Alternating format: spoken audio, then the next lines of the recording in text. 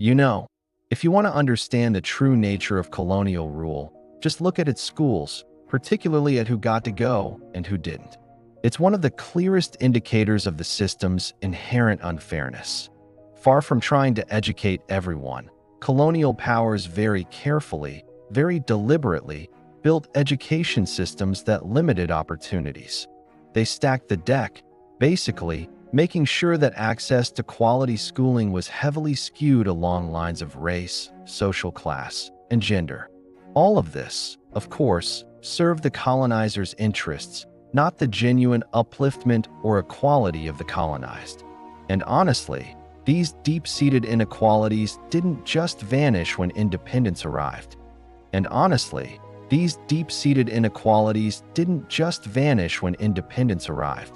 No, they became this massive, stubborn problem that new nations are still grappling with as they try to build fairer school systems. It's a bit heartbreaking, really. Racial and social stratification, colonial education, at its core, was a masterclass in social engineering. It was designed to keep the power structures exactly where they were, and quite often, it actually worsened existing social divisions or even created entirely new ones, all based on whether you got a Western education or not. The most glaring thing you notice is just how many people were simply left out. For the vast majority of people living in the colonies, formal Western schooling was just a pipe dream. Mass illiteracy as a norm. Let us be blunt. Colonial powers generally weren't all that keen on educating the masses. Why? Well, beyond the bare minimum needed for labor or to understand basic orders, an uneducated populace was easier to control, less likely to ask uncomfortable questions, and definitely less likely to challenge authority. So, for most of the colonial period, and often right up until independence, and sometimes beyond, mass illiteracy was just the accepted state of affairs. This wasn't a failure of the system. It was, in many ways, an intended outcome. Prioritization of male education over female education. Now, if getting an education as a male was tough, for females, it was even tougher. Colonial administrations, and even many of the missionary groups, almost always put boys' education first. Boys were seen as the future clerks, administrators, or laborers, the ones who would fill those useful roles for the empire. Girls, if they got any schooling at all, usually just learned basic literacy, some hygiene, and a lot of religious instruction. Their education was about preparing them for traditional roles, wives, mothers, or perhaps low-wage domestic workers. This, of course, just reinforced existing patriarchal norms and pretty effectively shut women out of any real social or economic advancement. Racial segregation in schools. In places where there was a significant European settler population, racial segregation wasn't just common, it was the law. Kenya. Take British Kenya, for instance. They ran completely separate and deeply unequal school systems for Europeans, Asians, mostly people of Indian descent, and Africans. European schools were the gold standard, best funding, best facilities, top-tier teachers, and a curriculum identical to what you'd find in Britain. Asian schools, not quite as good. And African schools, well, they were at the bottom of the barrel, typically run by missionaries, severely underfunded, and focused on really basic literacy or manual skills. This whole setup was clearly designed to cement white superiority and keep Africans and Asians in their place, limiting their ambitions. Algeria. The French in Algeria had a similar system, especially for the colons, the French settlers. Their kids got a full, rich education, just like in France. But for the indigenous Algerians, schools were a stark contrast. Inferior, starved of funds, often inadequate, and mainly aimed at teaching basic French and loyalty to France, never really offering a path to serious academic or professional advancement. Social stratification within indigenous communities. Even within the small amount of education available to indigenous people, colonial policies often deepened existing social divides or, perhaps more cunningly, created new ones.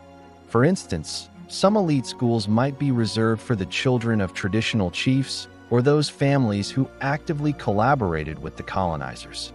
This created a new educated elite that, while often feeling somewhat detached from their own broader community, was very much aligned with the interests of the colonial power.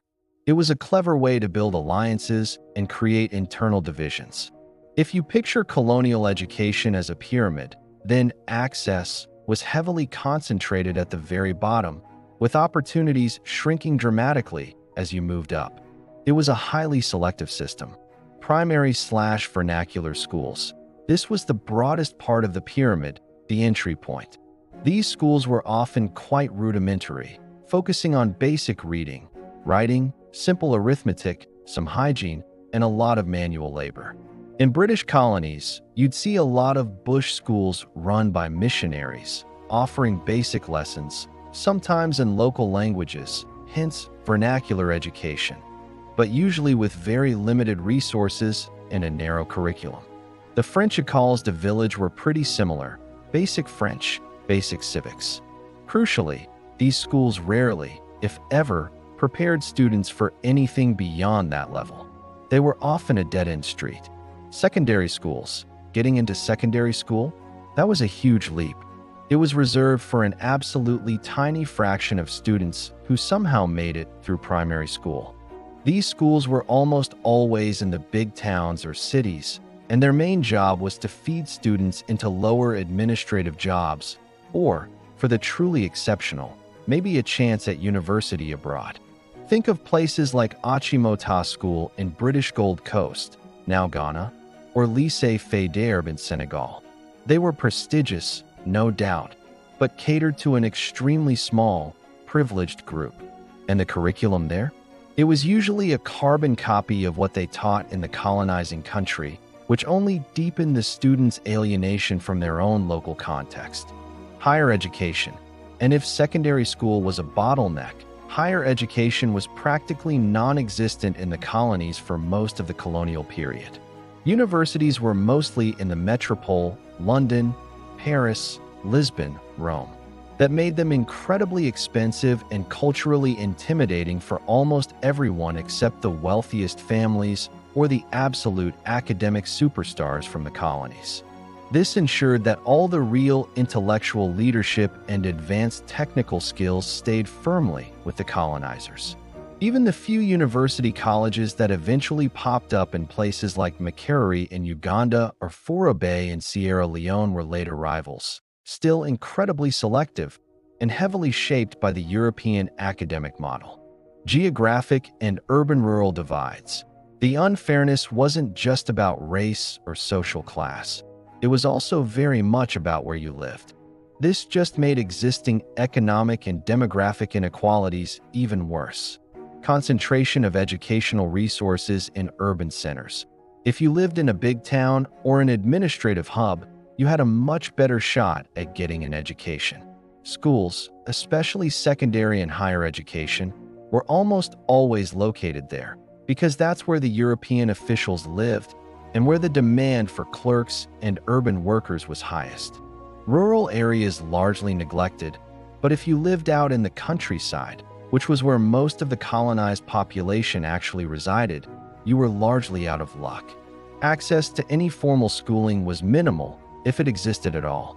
Maybe a single-room missionary school offering the bare minimum. This neglect was a huge problem, as it denied rural communities the very tools that could potentially improve their lives or challenge their subordinate status. It just solidified that colonial economic structure, which, let's face it, relied on a large, largely uneducated, rural workforce that produced raw materials for the empire. Post-colonial legacies of inequality. Here's the really challenging part.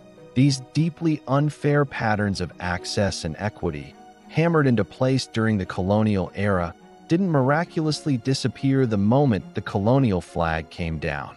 Oh no, these legacies became this massive, stubborn headache for newly independent nations. They had to build new societies, and yet they were saddled with school systems that were fundamentally designed for inequality. Persistent gaps. When independent governments took over, they found highly fragmented and unequal systems. The massive differences between urban and rural schools, the chronic underfunding of primary education, and the incredibly limited access to higher education were still stark realities. Trying to close these gaps became a central, yet often incredibly difficult, goal for post-colonial education policymakers. It's an ongoing struggle, even today. Challenges of universalization. The soaring rhetoric of independence often promised education for all. And indeed, many new nations tried to quickly expand access, especially at the primary level. But they were constantly battling against a severe lack of resources, not enough trained teachers, and truly inadequate school buildings. All direct results of colonial underinvestment. And when you expand access too quickly without the resources, the quality often suffers. This, in a cruel twist, sometimes created a new kind of inequality between the few high-quality, often private or former elite, schools and the vast, struggling public school system. Credentialism. One particularly insidious legacy was this intense focus on certificates and diplomas for getting jobs in administration. During colonial times, getting a piece of paper from a Western school was your ticket to a white-collar job, even a low-level one. After independence, this obsession with credentials only grew. Education became less about genuine learning or practical skills and more about accumulating those precious certificates. This led to fierce competition for limited spots in secondary schools and universities. And quite often, it meant graduates were geared towards office jobs rather than the vocational or entrepreneurial pursuits that their developing nations actually needed. It created a disconnect, a system still churning out administrators when what was really needed were innovators and skilled workers. It's a direct inheritance from a system designed for bureaucracy, not for robust, independent nation building. So, in a nutshell, colonial policies regarding access and equity were absolutely fundamental in creating and maintaining a rigid social order that benefited the colonizer. The deliberate limitations on educational opportunities, the embedded racial and gender biases, and the creation of those tiered exclusive systems ensured that while a tiny elite might gain some advantages, the vast majority of colonized people remained excluded and disempowered. And the sad truth is that these cycles of disadvantage are still something that independent nations are fighting tooth and nail to break free from today. Next, we're going to talk about something incredibly fundamental: language. It's so much more than just words, and colonial powers knew it. See you in the next episode. Thanks for watching.